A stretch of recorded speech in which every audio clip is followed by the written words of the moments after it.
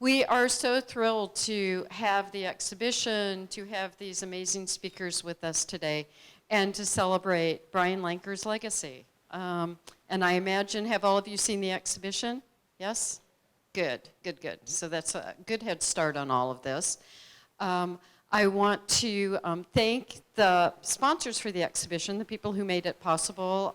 Clarkson Creative was really instrumental in securing funding, helping us select the prints, which are almost all taken from the book, and you'll hear more about the book today. But I think that Michael and DJ made it somewhat easy for us, or at least I know there were a lot of people involved in that process too, but all the images except for the shoes are taken from the book. And we are selling the book in the museum, so buy many.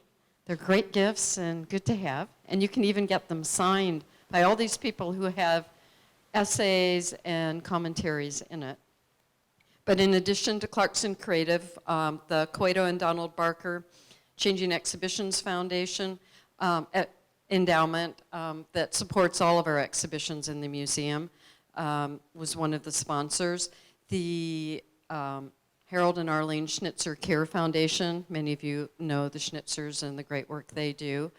The Oregon Arts Commission and the National Endowment for the Arts, and all of our members. So it takes all of us to put on exhibitions like this, and especially the Lanker family for guiding this process and being so wonderful to work with.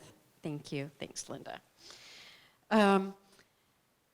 We have two great presenters this morning. We're going to learn more about what it takes to make a fabulous art book, and also learn probably more about Brian too. DJ Stout is one of 21 partners of Pentagram, a renowned design firm with offices in London, New York, San Francisco, Berlin, and Austin. He studied graphic design at Texas Tech University and began his career in 1981, working for Robert A. Wilson Associates in Dallas.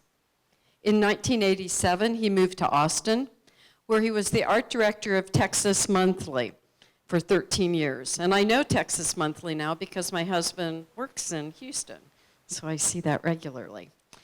In 2010, DJ was the recipient of the prestigious Richard Gangle Award, a lifetime achievement designation from the Society of Illustrators. He is a fellow of the American Institute of Graphic Arts and the author of 2 books. DJ's design retrospective, Variations on a Rectangle, was published in 2015 by the University of Texas Press. Michael O Brien is one of our country's premier portrait photographers. In a career that has spanned 4 decades, he has photographed subjects ranging from presidents to small-town heroes. His candid, unapologetic style captures the dignity and humanity of his subjects, from celebrities to ordinary people. His work has appeared in numerous magazines, including Life, National Geographic, Texas Monthly, the London Sunday Times, and many more. Michael is the author of 3 books, The Face of Texas, Hard Ground, and The Great Minds of Investing. It sort of doesn't fit, but we'll see. He has twice been the recipient of the Robert F. Kennedy Journalism Award for outstanding coverage of the disadvantaged.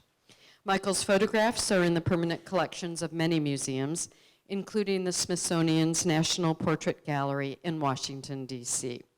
So you can tell we're going to have a very special conversation coming up. Please join me in welcoming our speakers.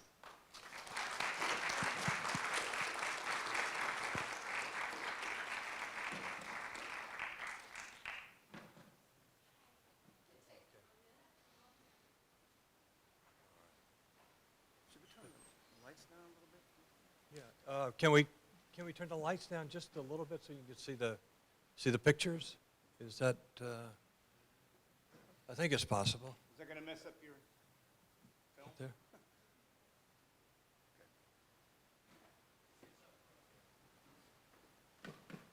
Okay. Hey. Well, good morning. Thanks everybody for coming. We don't know exactly what we're going to do, but we're going to just hopefully give an overview of the process of the book And but starting, I met Brian in nearly 40 years ago, and from the moment I met him, he was a very, very close friend, a photographer I admired, and really a mentor to me. And when I actually, in the 2000 sort of goaded him and said, when are you going to do your retrospective? You got such incredible vast body of work.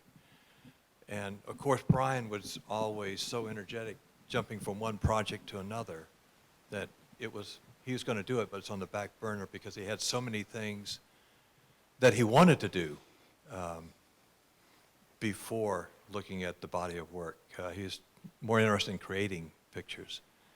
And so after Brian passed away, I was honored when Linda and the Lanker family asked John Loengard, Brian's boss at Life magazine, and me to come out to Eugene and go through the archives and make a run-through to see how we would try to represent Brian's amazing career.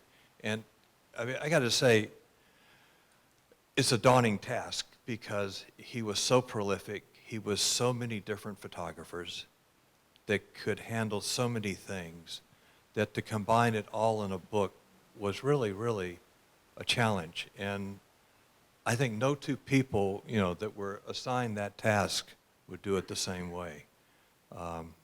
So in comes John Loengard, and I made the initial edit, and a huge, huge edit, and took some stabs at doing the cover, and then we decided, we needed a really, really great designer that would come in and look at it fresh. And I think it was really to our benefit that DJ, although he knew Brian, he wasn't close to Brian, and he wasn't intimate with Brian's work, so it's fresh eyes that could really see the forest instead of just the individual trees.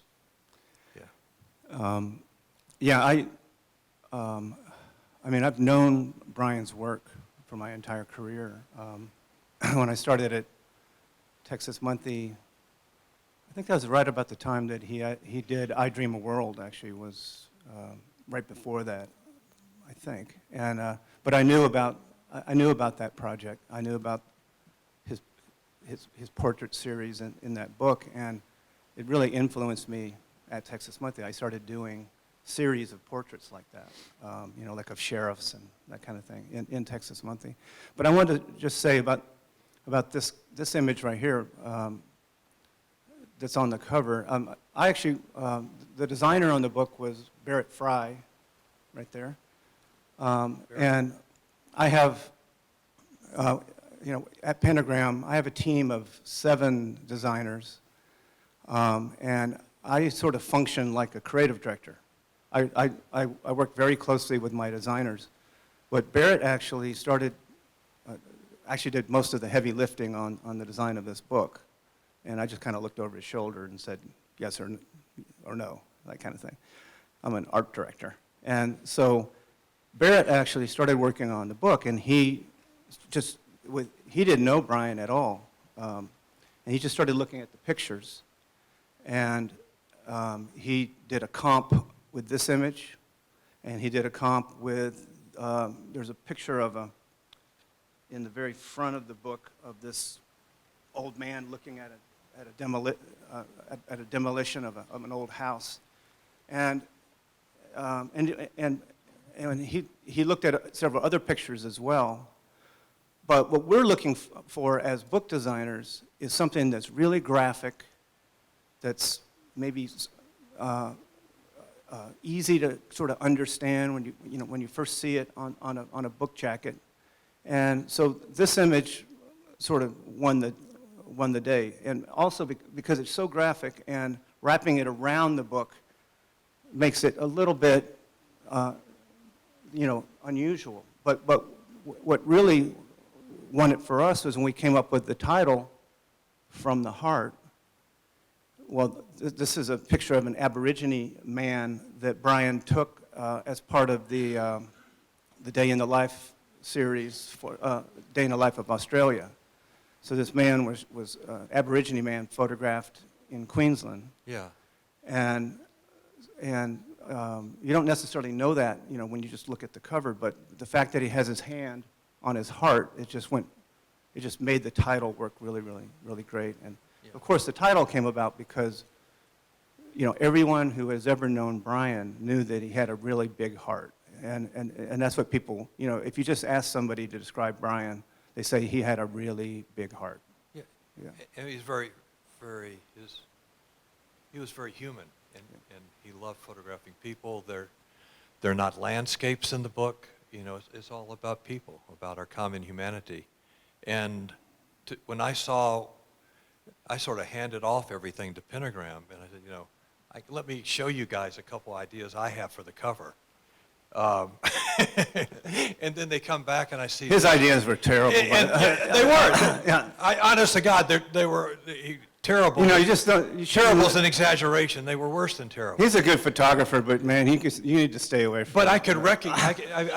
When I saw the cover, I said, never in a million years would it have occurred. But it was perfect. The title, the photograph, it was graphic. It was eye-catching, striking, and it was a real brilliant act of creativity. So I have a question. I want to know: is it Barrett or DJ that came up with the cover? Well, actually, I mean, Barrett started. Like I said, he comped it up, and Yeah. I think Barrett, didn't you comp up maybe like a half dozen images, and some of them were suggestions from other people that we looked at a bunch of different covers. Not my suggestions. They were on the floor. Yeah. Yeah, no. And I can't remember if Linda, did we have the title to begin with? No, the first title was Our Better Nature. Yeah. Yeah, you know.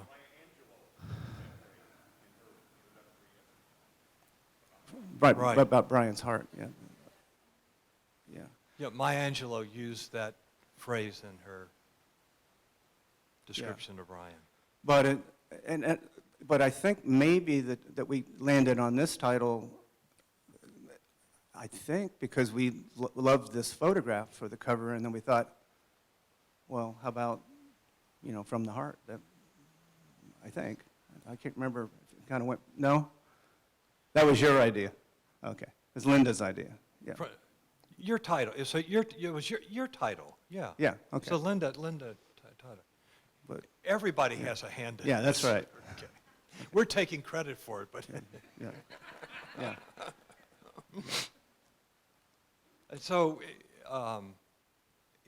you know, since I met Brian in the 70s, we both started in newspapers, went to magazines, did some commercial work in advertising. And so our careers paralleled each other. He was always 4 or 5 years ahead, and he was so kind and generous. He was a mentor. He's somebody I looked up to. And plus, there's not a problem you could give Brian that he couldn't solve. So whenever I got stuck, I called Brian. And I knew the Kansas work because as I started news photography, Brian was already a legend early in the 70s. And I was just getting started in 73, so I knew his Topeka work in Kansas. And if I had to pick a favorite period, it touches me the most. Yeah. And it was such a rich experience to go through the files and see the way he worked and see the stuff that I knew from Topeka and the stuff I didn't know. And it was all wonderful and rich. And so I think you and Barrett responded to that too without my direction and emphasized it. Yeah. Yeah, Barrett and I actually really loved the Kansas work. You know, it was all shot, 35 millimeter, like old school, black and white, and you just can't beat it. You know, it's just beautiful, heartfelt work, and there's just a certain quality to those images that, there's a grain that you get with that 35 millimeter. Well, yeah, and on that, so it's all in the digital age. It was all film, old trikes, and it was kept in his archives. And anybody in the photography knows that we had enlargers and put the negatives in it and exposed a piece of paper, and we dodged it and burned it too heavily, so a lot of ways killed some of the beauty of the beautiful gray tonality. And for these, we went back, and Lynn Lamb, who was unflappable and gracious and kept us all grounded, would find the negatives and send them down for drum scans. And we had an amazing digital genius in Austin that would take these flat drum scans and look at old Brian Lanker prints and create what Brian saw. So in some ways, we were rediscovering them and getting, technically, we could get more out of the original negatives than we could on the, printing on F-glossy paper like we did in old newspaper days. Yeah. I'm saying this for the newspaper guys in here, remember, Gary Settle and everybody. But doing those drum scans, I think it was it West Coast scanning and West Coast Imaging did the drum scans, and then Sean worked on them. And I think that some of the older black and white photography, doing that process, it brought out things in those photographs that I think, I think Brian would really be fascinated at the way that these pictures reproduced in the book. I think maybe he's, and in the exhibition, that rescanning them like that kind of made those things really spectacular. And I don't think Brian had ever really seen them that way. He was using an older technique for a lot of those prints. Well, but it was so the quality, and so the getting those good scans allowed those images to be blown up in the museum to really, really large sizes and keep all the fidelity, all the resolution, and every little bit of information in the negatives. So it was like a rediscovery, and that was especially for a fan of Brian Lanker, it was fun for me. Yeah. Buffalo, Kansas, and the flag raising. And so this is. Yeah, this is the layout of the book is, it's fairly simple. What I like about the book is it's a nice size. It's got some heft to it, and it just feels like an important retrospective. When you pick it up, it just feels like a life of work, and it's got authority. And it was really beautifully printed. It was printed by Brilliant. And actually, they have an office in Pennsylvania that kind of handled the pre-press work, and then it was actually printed in China. But they, looked after it, and it's one of the best print jobs. I've designed hundreds of books, and this is probably one of the best print jobs for a book I've ever seen. It's on a really beautiful paper, really beautifully printed. But the layout is just basically, sometimes we would go full bleed, sometimes we would run pictures across the gutter like that, and just simple captions.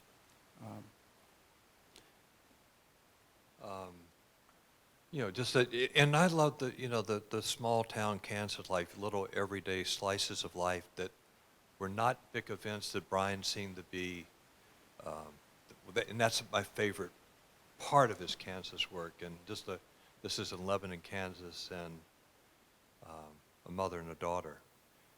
And he photographed in the mirror. Yeah. Well. Yeah.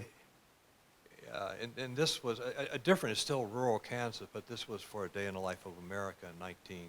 For Life. Yeah, for Life magazine, done in September '74, and I did an audio recording for it. And Brian loved people.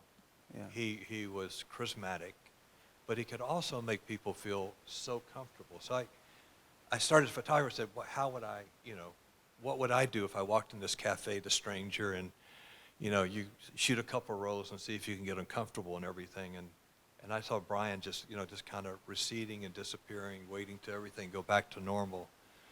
The waitress goes and she sits on her stools and goes back to her, her waitress posture, and he lifts his fork to his mouth, and Brian click, And what a beautiful picture.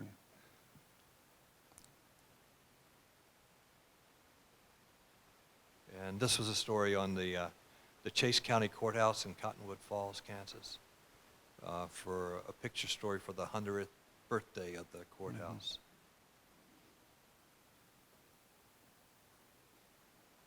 This is one of your favorites. I think this probably is my favorite picture in the whole book. And with rescanning the negatives and Sean Perry working on this print, like when you see it in the exhibition and when you see it in the book, there are just layers of black. You know, there's just It's backlit. Yeah. It's just beautiful. Like the detail you can see in the reproduction in the book, all that shadow area of that group, because like Michael said, it's backlit.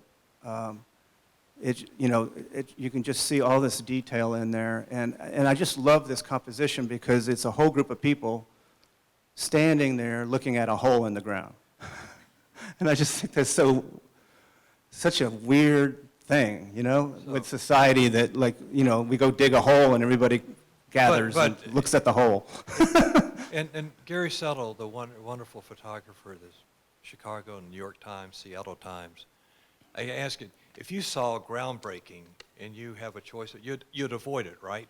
I mean, it's like, who wants I want the rodeo, I want the wrestling match, I want the intimate story on the old age home. But the groundbreaking, the ceremonial thing, there's no opportunities in that. And the fact that Brian took a horrible, unappealing assignment and made such a phenomenal picture. But that's one of the great things about being a photographer for a newspaper too, I think, is that you wouldn't normally, as a photographer, like Michael said, go and shoot this. But he was probably assigned that. I don't know the story, but he ended up getting into situations that a normal photographer, a non-newspaper photographer normally wouldn't think about. You know? Or else he was late to work and all the other photographers had gotten the good assignments. Yeah.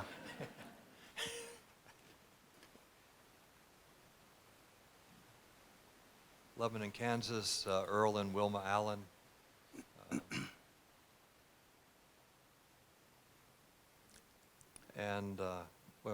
Wonderful picture that won the Pulitzer Prize in 1973, shot in 72.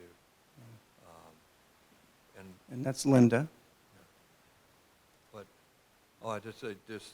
and I never saw this picture so clearly as when we went through them, and it's my favorite picture from the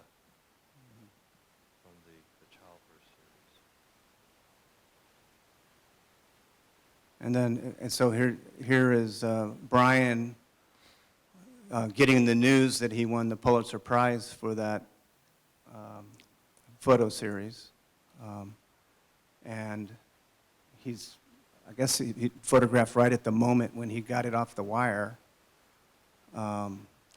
And I believe the caption says that the gentleman standing in the back there was actually was he the editor or? Yeah. The publisher. Publisher. And Oscar he actually, Stour. When Brian went to the publisher and said, I want to go photograph natural childbirth, he was actually opposed to that idea, and so Brian proved another person wrong. Yeah. He had a way of doing that. And this, in the sequencing of the book, this follows, and this was, Life magazine came back, when Life magazine stopped publishing as a weekly magazine in 1972, and but came back about 6 years later as a monthly in 1978, and for the first issue of the monthly Life, John Loengard hired Brian to do a story called The Hands of Hope for a New Life. And it was a story about a child that had a severe brain injury. And they believed in doing physical movements with the child, you could reconnect some of the synapses and create. It was a rehabilitation, and all the community had to join in and do this really, really intensive, time-intensive patterning, moving the child in all different ways. And it was like, in the old Life magazine tradition, a very, very powerful black and white classic Life magazine photographic essay. And you know, Brian, what made him so great was he was a storyteller. He's a journalist, and that may have come from his early newspaper background, but you know, like that project, you know, he had great ideas, great story ideas, and so his photographs usually work as a series of photographs, like the natural childbirth series. There's not. That piece is so successful not because of one particular photo. It's how all these photos work together to tell a story journalistically. And he had so he really was a journalist. He had a journalist's mind. And I learned a lot from that in my career and about thinking in that way, and so I sponsored a lot of photo series, photo essays, you know, that where the photos in a series almost tell you more of a story than like if you read, you know, 6 pages of text. The photos are so strong, and but they really work, you know, together to tell a story. then the book goes into the I Dream a World, which was just what an incredible project, and so many great photographs. And you know, I think, I mean, the background, as I remember, I could have it wrong, is Brian, he was a storyteller, and he was a journalist, and he would come up with the ideas. And he had really, really better ideas than a lot of editors at the magazine. And so he wanted Life magazine to do a story on great African American women. And he had selected, and he's very, if you know him, he's a very convincing man. He's not shy. He's very powerful. He's relentless. And I mean, one of the things I didn't, that I was talking to Elizabeth, my wife, and saying, you know, this man defined determination. He never gave up. He never was discouraged. He was relentless. And he couldn't be deterred. Yeah. And so he proposed a story for Life, and they said, it doesn't have a focus. It's too general. You know, it doesn't fit for our magazine. And Life had a thing, only the ideas sort of born within their walls would work, were the best. And but Brian started on the project, and Rich Clarkson helped him, was his partner in it, helped him get the funding, allowed him to be out on the road for over 2 years and create this amazing thing. But it was basically something that was turned down by Life magazine, that Brian never let hold of his vision for it. It was completely focused beyond for 2.5 years. And that book ended up being one of the best-selling photography books ever, I think. Yeah, I think I can't remember how many printings that it went through, but 14. 14. So the story of the Life magazine turned Which down. is amazing. Ends for a up selling over photography book. 500,000 copies, 14 printings. Yeah. So, you know. You know, Stuart Torborian Chang. yeah. Yeah. Stuart Torborian Chang, it's a New York publisher that does a lot of photography books, or they did. But that's, you know, I've designed a lot of, like I said, a lot of books and a lot of photography books, and having a book that's reprinted 14 times is really spectacular. And, you know, I mean, Brian had this idea, and even though, you know, Life magazine wasn't interested, he just knew that there was something there, because nobody had ever really focused on African American women and had done dignified portraits of important African American women. It just, But just Brian, at the time was a very, very different idea. Yeah. Yeah. But Brian also did all the interviews too. He did the entire book, you know, not only the pictures. He thought, and that's where he was a journalist. That's where he was a communicator, and not just the art of the photography, which Yeah. is important, but communicating about the entire person and knowing how important the text was. You know, he was a great. But once again, when you flip through this book, it's a different way of telling a story. It's telling a story through a series of portraits. And they all hold together in some way, because they all feel like they're part of one big family, the photographs. But they're all different, obviously. And each picture tells a story, a visual story about the sitter, about the person who's being photographed. So when we got to the saw the exhibit in the museum, it's so powerful, and it was done so impeccably. All the signage and all the placement of the photographs, and Jill and the staff just did an amazing job. And so it's such a different experience than taking this great work and putting them on a museum wall. And the book is a totally different process, don't you think? Yeah, because I've designed a lot of photography books, what I always say to photographers is that a book is not an exhibition. It's not, and it's also not a portfolio. A photo book is storytelling in its own right. And it's about pacing, and it's about, you know, changing the size of the photographs as you flip through it. It has kind of like a quality of like a good movie. Like when you go through it, you know, you have a big full bleed spread, and then sometimes, and then you go back to a picture that's just on a page by itself, and there's a pacing to it, and you hold it in your hand, and it's different than an exhibition. So, you know, that's why, I mean, sometimes I've worked with photographers who are like, I don't want any full bleeds, and I don't want the photograph to go, you know, Over the gutter, you know, because that, you know, and I always have to tell photographers that it's a book. It's different from like seeing an exhibition, you know, where it's beautifully framed on a wall. And it's not a portfolio. It's not a box of pictures. It's not like each picture the exact same size, and you just pull it out of the box, and you put it over here, and you look at the next one, you put it over here. It's not that. A book is a different animal. Yeah. And I think in having done photographic books and worked with DJ, most of the time we agree, and when we don't agree, you know, I tell him, I'm right and you're smart, and sooner or later you'll see that I'm right. Sometimes it works. I designed, anyway. I designed all of Michael's books, all three of them. And so when we did the Face of Texas, most of those pictures... No, not digress, but I'm just saying...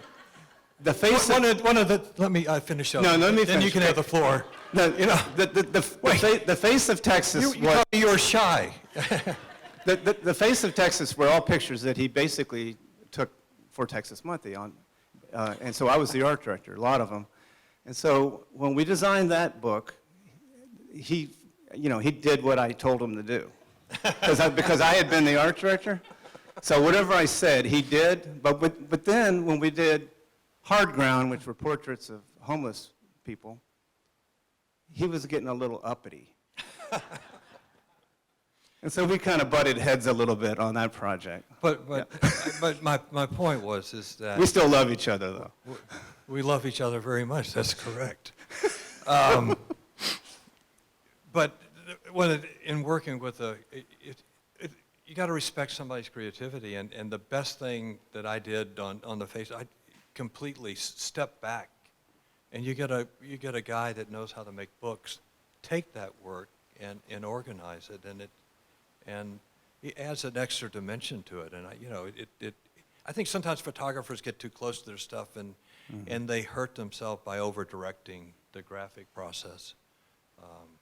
So it was great to have DJ and Barrett, you know, who knew Brian's work, but it was also very fresh eyes too.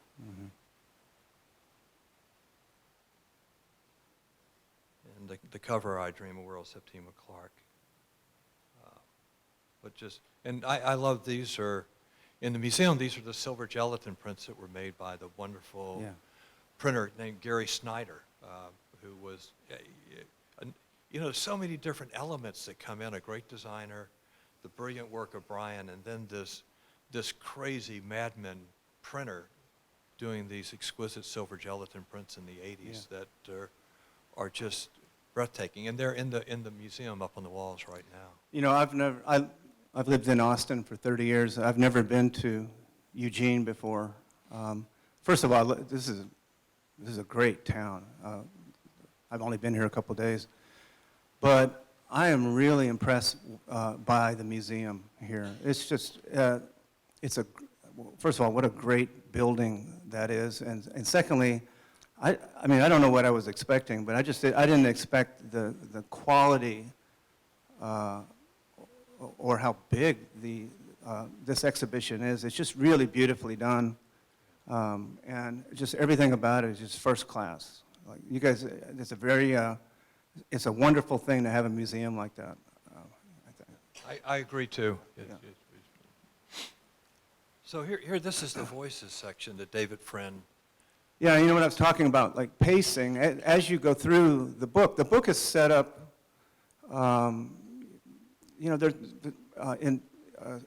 in different series, and because Brian thought in terms of storytelling and in series. So the first part of the book is the early Kansas work, and then it goes to his Pulitzer Prize winning essay on natural childbirth. And as you go through, every now and then there's a spread like this, and so it's nice for the pacing of the book. And these are just these are statements and little pull quotes from Brian's friends and David colleagues. And, David Friend, who succeeded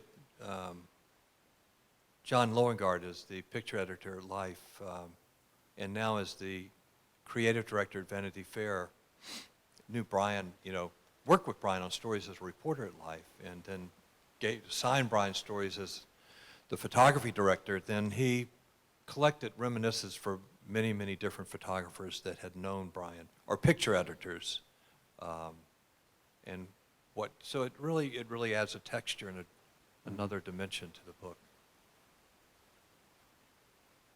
And I remember when Brian went on the swimsuit issues, he would disappear for 6 weeks and come back, and I think he said, I said, well, come on, tell me some of the scoops, some of the background stuff on, were you really with these, beautiful models and hanging out in Australia and it looks very exotic. And he said, what it's really like, Michael? It's like the sun's going down. We come like 50 miles out into these Australian dunes. The light's just right. We have all the sun choreographed, and we're waiting for Paulina to come out because it's the magic hour. And she's in the mobile home having a panic attack. And so she can't come out. I said, well, Brian, you're not going to give up, are you? He said, no. I made Brian, Jim, or whoever the assistant go back in there and say, I'm having a bigger panic attack.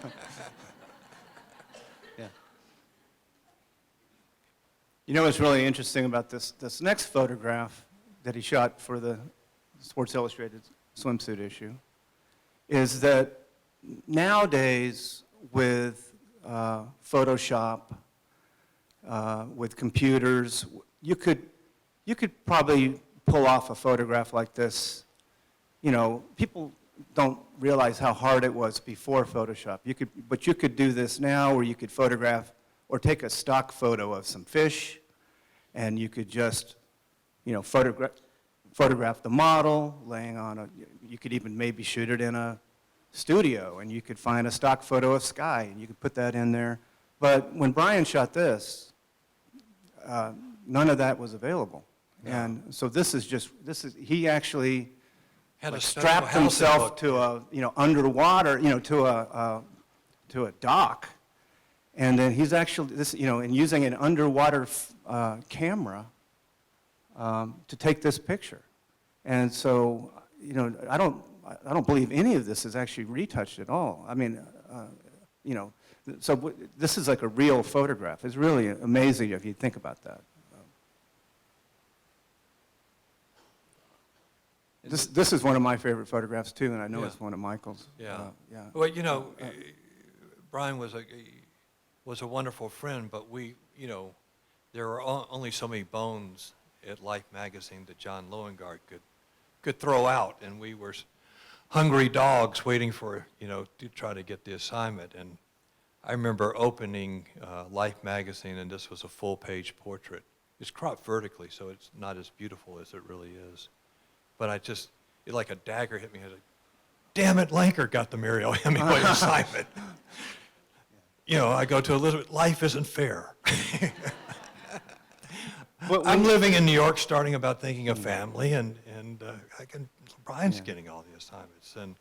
And then I said, how in the hell did he get Muriel Hemingway to lie down like that? Because it would take a certain amount of trust and confidence. And so finally, when John and I came out, I say to Lynn, I said, where's that Muriel Hemingway file?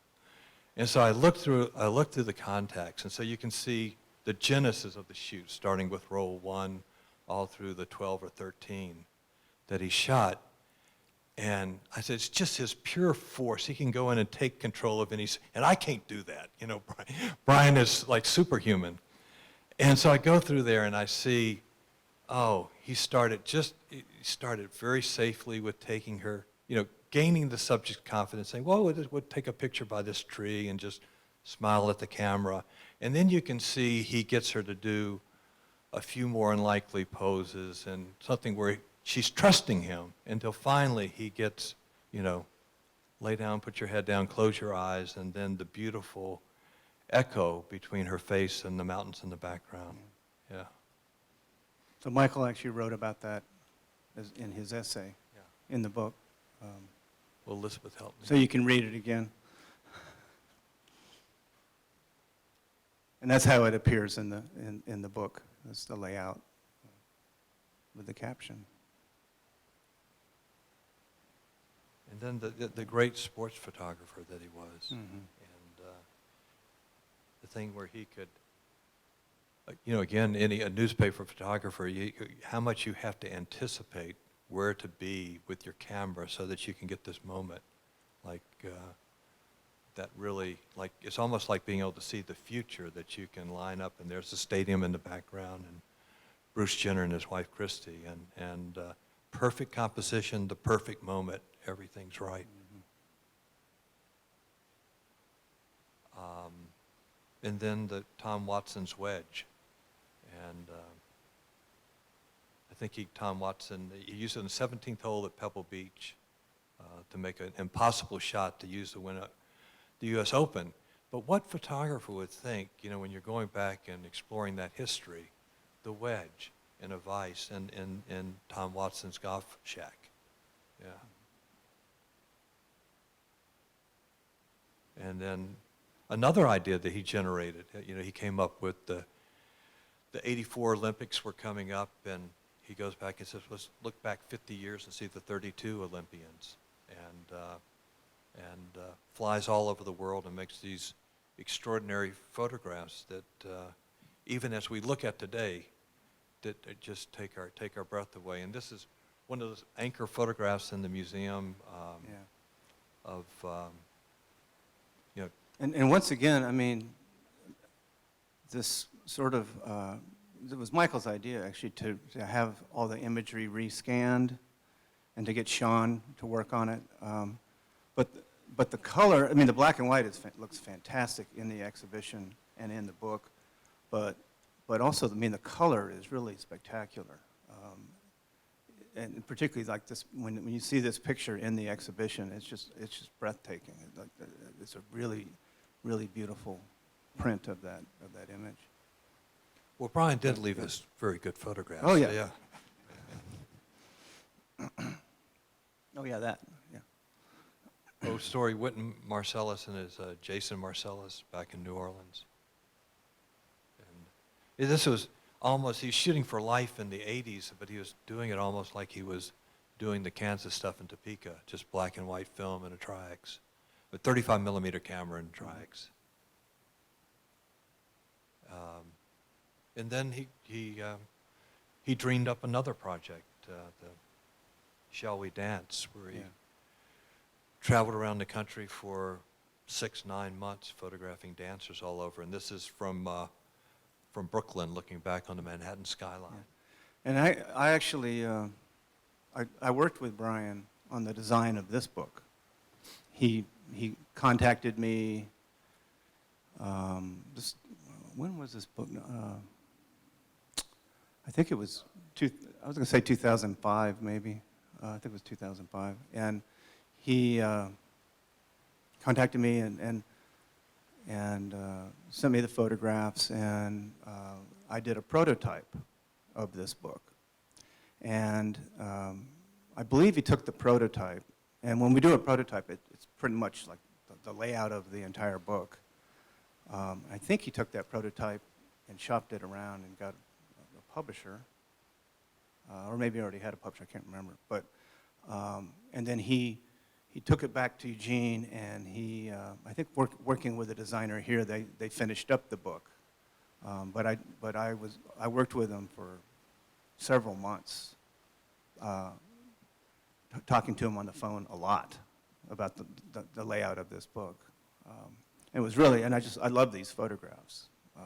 And then so, because I was really familiar with them, we were redesigning, still redesign a lot of magazines, and I was redesigning Southwest Airlines in-flight magazine, and we featured these photographs in that redesigned magazine, a series, some of these, the dance pictures, including this one.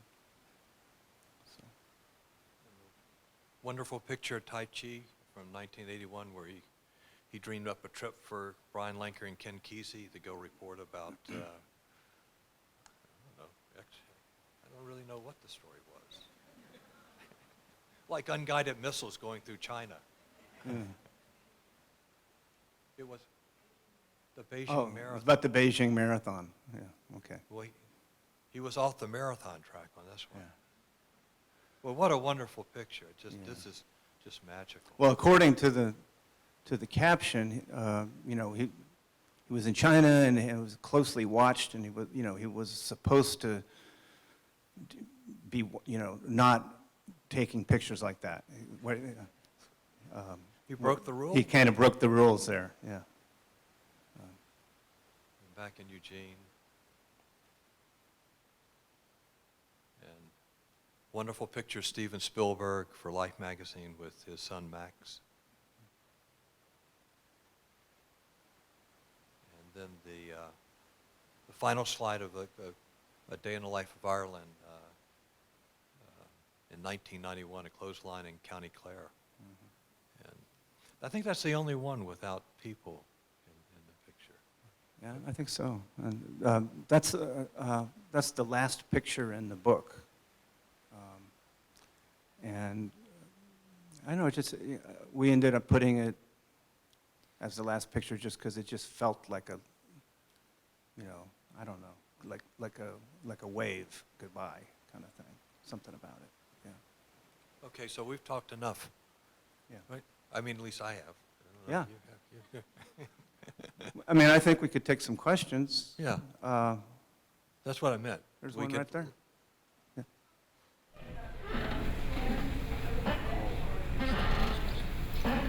Yeah. Yeah. Yeah. So the question is, what are drum scans and are they wet or dry? And they're wet. If you have a 35 millimeter transparency or black and white negative, it's attached to a drum scan in scanning fluid. So it's actually floating, held on by kind of like Scotch tape that envelops the fluid there. And the great thing about the fluid is it fills in all the scratches and nicks that have occurred to, these transparencies were done in the 80s, the negatives in the 70s. So a lot of them are distressed. And there's tons of spotting and taking out the scratches and the nicks. But the fluid fills a lot of that in. And it creates, I don't want to go into the minutia, but it creates a flat file which has all of the tonality. And so from that tonality, if anybody's familiar with Photoshop, you add a tonal curve, which is like reinterpreting that picture to bring back the strong graphic grayscales. So you start with everything, and then you compress it and eliminate the flatness and increase the contrast and get a beautiful print. That's probably more than you wanted to know. That was a paragraph too much. Blaine? No. The question is... The question is that Brian did some of his amazing work. He did a lot of advertising work, but probably the best stuff he ever did in the advertising world was shoots for Marlboro, which were huge, epic 4 and 5 day shoots with hundreds and hundreds of horses and cowboys and props and crews. And so Brian essentially was like a movie director, also the photographer. And he did this for maybe at least 10 years, I think. Yeah. But so Altria Philip Morris has the ownership of that, and it's all done through Leo Burnett. And we considered it for the book, but we never got the permission to even go forward with it. You know, that Marlboro work, I mean, it was cigarette advertising, but I mean, those photographs are epic, and you know, some of the most beautiful sort of Western scenes and cowboy culture pictures, and but primarily, actually all of the photography in the book and in the exhibition is editorial work, because what usually happens is when you do advertising, you know, whoever you're doing the advertising for owns the photographs. That's not so with editorial. With editorial, usually the arrangement is the photographer, if he's a freelance photographer, will do the project for probably less money, a lot less money than advertising, but the promise is that it will be used in a magazine, and a lot of people will see it, and they'll see his name, and it'll be designed nicely. But then the rights of the photo go back to the photographer, and he can do whatever he wants to with them. How do you think that those pictures would have fit? Would they have fit or not fit in the book? I think some of the Marlboro pictures could have fit in there, because when you look at them, they don't feel like advertising. They just feel like an epic Western shot, you know. Yeah. So I think it probably would have been okay, but it was just hard to get the rights to publish them. Yeah. Yes, sir. Yeah.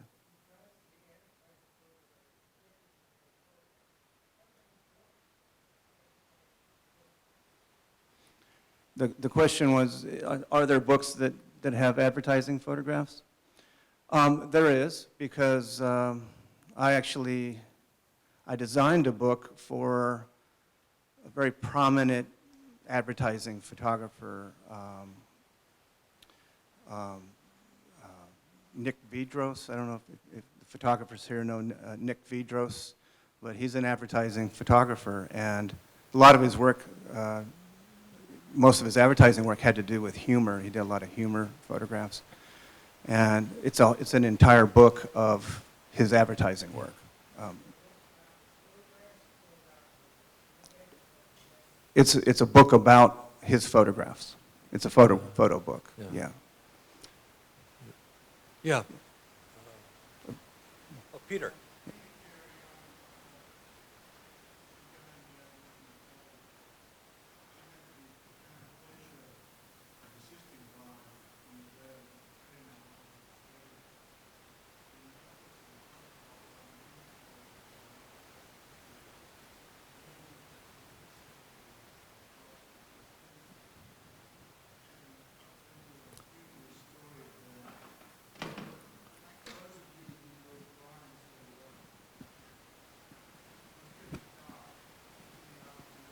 Okay, wait, Peter, hold up, because we're going to give you a microphone because I think you're about to upstage us. Test, test. Yeah. No, don't turn the lights on. Okay, now here's your chance. You got the light on you and All everything. right. Anyhow, it was getting dark in the evening, and I could see no light. But Brian could see another hour's worth of light to take more photos.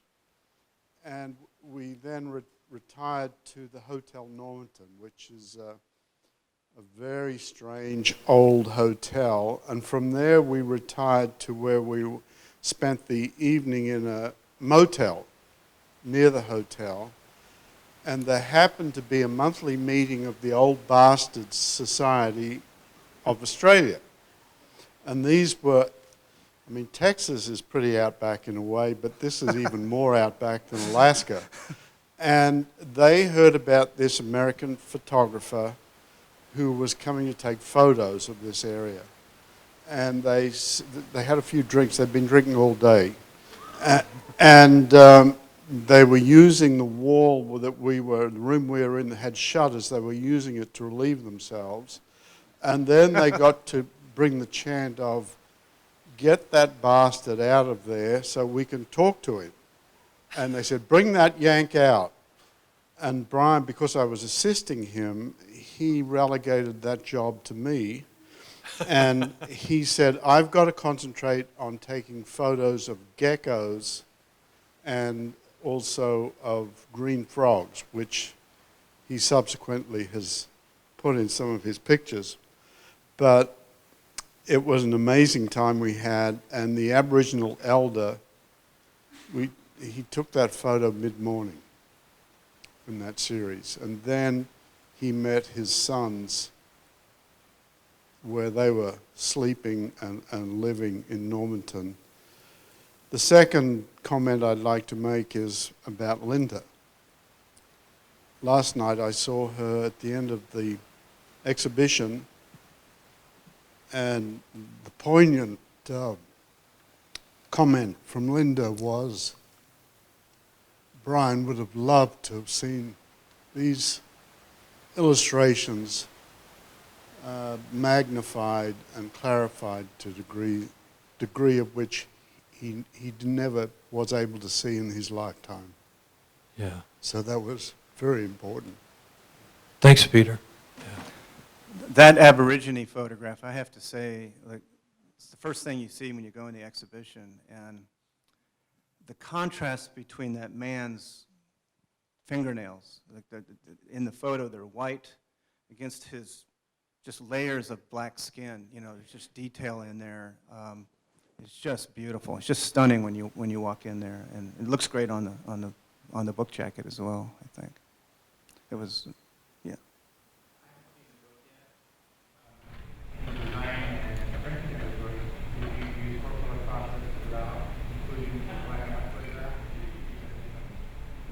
We actually, it's a 4-color process for the color, obviously, but I believe we did duotones. Yes, black and white were duotones. Black and white duotones, Yeah. and so that's why we had the budget where we could do it, thanks to Rich Clarkson.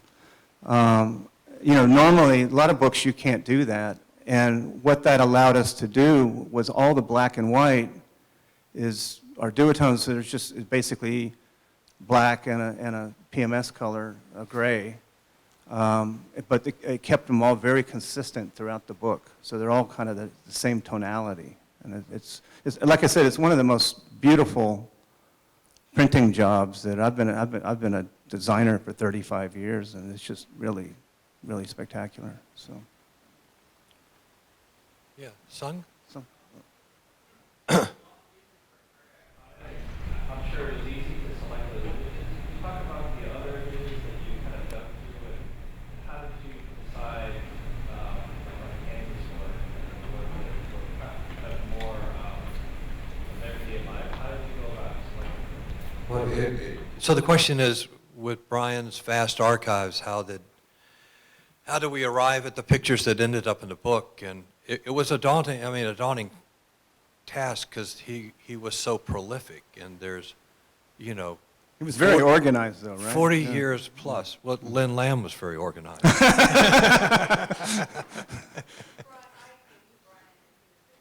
Yeah.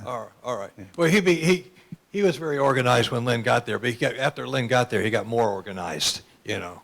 We could And- not have and- done this project without Lynn, by the way. And- She really, really ran. When we were stumbling Yeah, on the quality of the pictures when we're on deadline for the press, she never said, I can't find that negative. And so she'd have to grab a negative, put in FedEx, get it down to West Coast Imaging to get the drum scan. And you know, 45 years of film, I mean, that's amazing.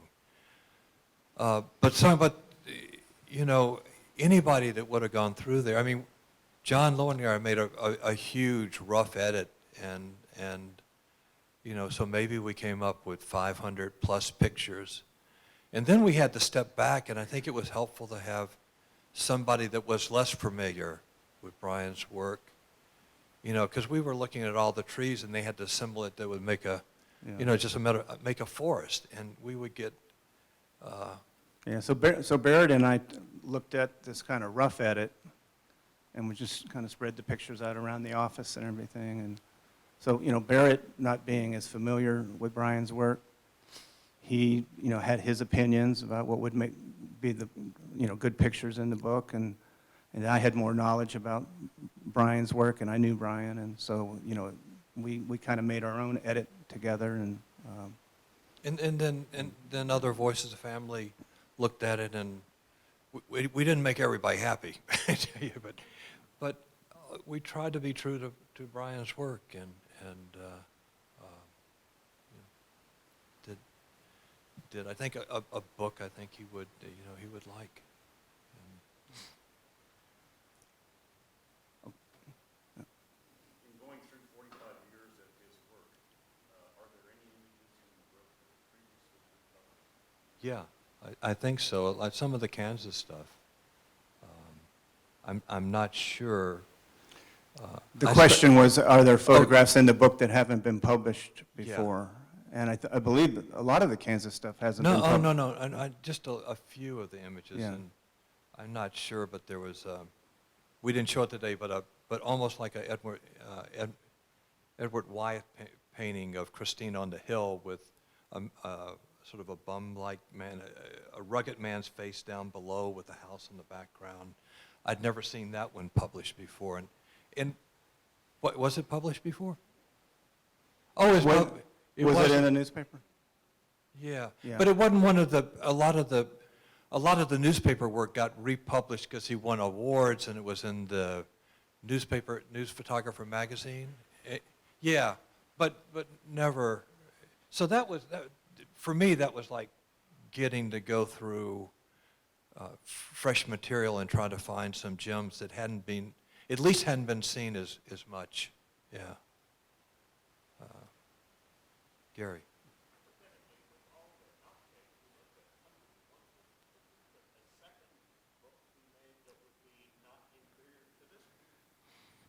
So the question with all the pictures that Brian created and how many great hits he had, could you do another volume from the pictures that didn't get into first? Well, you could do 5 or 6 more volumes, you know. So Lynn, So you know, as soon as we have lunch and everything, we'll get started. Yeah.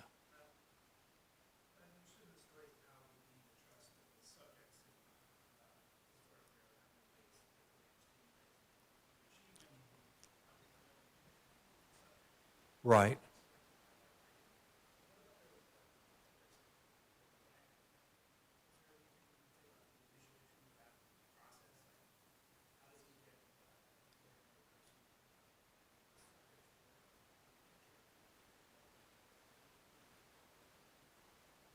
So the question is restating is with ordinary people like the waitress in the diner in a small town in Kansas, how do you walk in as a stranger and gain the trust and let them get comfortable? just being a photographer in other situations and knowing Brian, Brian can make you feel comfortable, you know. He walks in and he can take control and be a large presence, but he also knows how to back off and let life go back to normal. And I think, you know, as a photographer, you would stay in there, you would start shooting pictures, the people would be very nervous. But after 5 minutes, that's about all the attention that you can, you know, you can pay to somebody there with the camera. And just having the skill and the human sensitivity to be perceptive about the people and the subjects, and have the, you know, it's an art, and let life go back to normal. And then, just like on the picture of Bruce Jenner and his wife Christy, he knew where to be. He knew that picture was lining up, and he moves to the back, and he has the diner on the left-hand side putting the fork to his mouth, and the waitress had lapsed back into the stool and, you know, is kind of bored for the day, waiting for the guy to finish up so she can go home. And they're a beautiful picture. Brian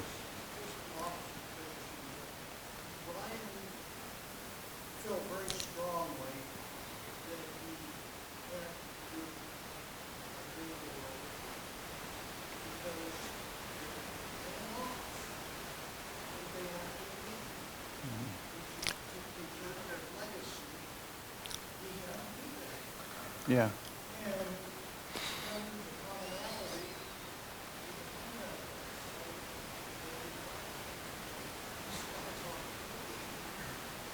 Mhm. is just what he can display.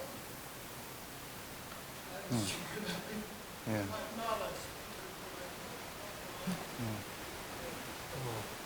Yeah. Yeah.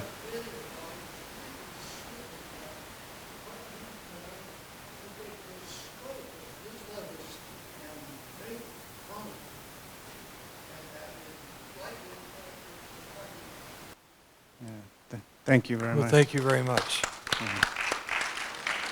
Well, you know, obviously a lot of people worked on this book, and a lot of people who think very highly of Brian. So it was you know, it was from the heart, this book was. So. And I guess, yeah, it's a good place to stop. And thank you so much. And Thanks.